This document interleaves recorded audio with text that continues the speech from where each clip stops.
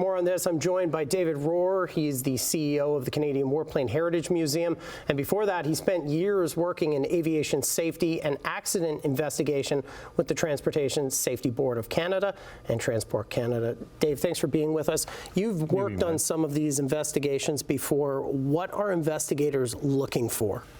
Well, investigators are looking for the probable cause with the idea that when they can define what that is, that they can then come up with recommendations to prevent recurrence, which is the bottom line in aviation safety, is let's learn from this tragedy so that it doesn't happen again by changing our procedures, our processes, our training, our control of airspace, anything that could be involved in this occurrence to prevent it from ever happening again.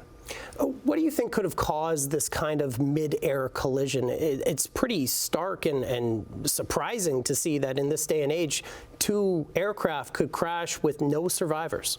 Yeah, it's very tragic. The American Airlines feeder jet, the CRJ 700, to be basically at 400 feet above the ground on final for a runway, puts you about a mile back from that runway. And when you're operating under visual flight rules and you're landing and you're in that situation, the last thing you would expect to see is a helicopter crossing your path or in your path.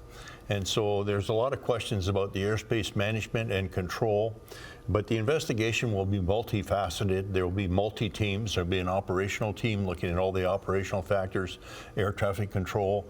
There'll be, of course, the DoD, Defense Department, will have an investigative team as well as to what the background and training of those in the H-60 Black Hawk were. You'll have human performance, human factors, weather. It's a very, very heavily dense traffic area. And the other issue will be, of course, staffing and training of the air traffic control people. And the procedures that were used, are they the right procedures? Are they the safe procedures given this tragic accident? I want to ask you about staffing, because the FAA has said that staffing levels were, quote, not normal at the time. They say there was one air traffic controller, manning two separate stations. Is that normal? Would it just be you speculating, or do you know, is that an unusual thing? Well, what is known in the North American air traffic control system, particularly in the United States, and particularly in high density, high workload traffic areas, Northeast United States, West Coast, Southern states, manning in the ATC system has been a challenge, and to have a competent, trained, and it's a workload intense environment where fatigue can be a factor. And so these were areas you want to look at very carefully in this investigation. And manning potentially could be a factor because workload, long hours, stress, fatigue, your human performance may not be where it should be. Transportation Minister Anita Anand has said that Canadian investigators will be going down because the plane is Canadian made. What can you tell us about this plane, and what can you tell us about what Canadian investigators could add to this investigation?